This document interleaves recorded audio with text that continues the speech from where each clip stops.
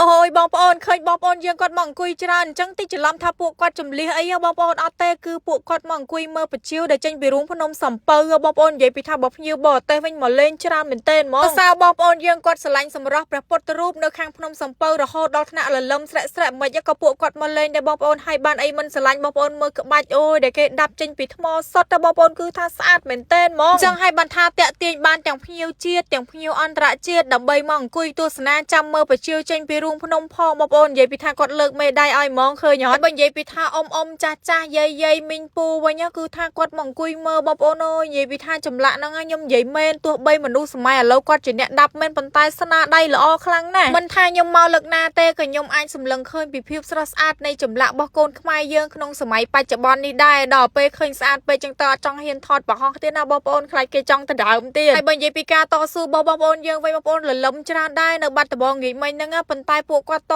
ស៊ូអង្គុយចាំមើលអូយប្រហែលជាបជាវចេញប៉ះពេលរលឹមស្រែកស្រែកអញ្ចឹងវាស្អាតដល់បងប្អូនបាត់ពួកគាត់អង្គុយនាំគ្នាចាំមើលណាអញ្ចឹងមិនថាបើយើងមកលេងភ្នំសំពៅប៉ះពេលរាំងនោះស្អាតមួយបែបទៅហើយបើមកប៉ះពេលរលឹមស្រែកស្រែកនោះក៏ស្អាតមួយបែបទៀតទៅប៉ុន្តែអ្វីដែលឃើញរឿងឆ្កងបន្តិចបងប្អូនគឺរឿងសម្រាមហ្នឹងហ្មងនិយាយទៅក្នុងនាមខ្ញុំជាប្រជាពលរដ្ឋខ្មែរដូចគ្នាបងប្អូនសូមអំពាវនាវដល់បងប្អូនទាំងអស់គ្នាបើសិនជាបានទៅលេងនៅភ្នំសំពៅហើយកុំចោលសម្រាមផ្ដេសផ្ដាស់អីបងប្អូនអើយគឺថាអត់ស្អាតទេនៅពេលដែលយើងចោលសម្រាមរបៀបហ្នឹងបើសិនជាបងប្អូនអត់មានធុងសម្រាមទេបងប្អូនអាចញាត់ក្នុងកប៉ៅក្នុងអីសិនអញ្ចឹងបានណាបងប្អូនព្រោះព្រះពុទ្ធរូបរបស់យើងស្អាតខ្លាំងណាស់បងប្អូនបើសិនយើងចោលសម្រាមទៅគឺថាបាត់សម្រស់អស់ហើយអញ្ចឹងហើយគឺខ្ញុំសុំចិត្តបងប្អូនទាំងអស់គ្នាសុំកុំចោលសម្រាមអីព្រោះប៉ះពេលមេលលឹមស្រែកស្រែកអញ្ចេះហ่าបងប្អូនដើមឈើក៏ខៀវក៏ងោកក៏ផ្កាក៏ហមស្អាតស្មៅក៏លូតលាស់មកខៀវខ្ចីស្អាតបងប្អូនយើងក៏ចូលចិត្តទៅលេងខ្លាំងណាស់បើភ្ញៀវបរទេសវិញក៏តស៊ូដល់ថ្នាក់បងប្អូនពាក់អាវភ្លៀងមកឈរចាំមើលបជាវចេញពីរូងមកមើលចម្លាក់ថ្មដ៏ស្រស់ស្អាតរបស់យើងបើមានសម្រាមរបៀបហ្នឹងបងប្អូនគេនិយាយដើមស្លាប់ហើយសំខាន់ល្ងាចមិញហ្នឹង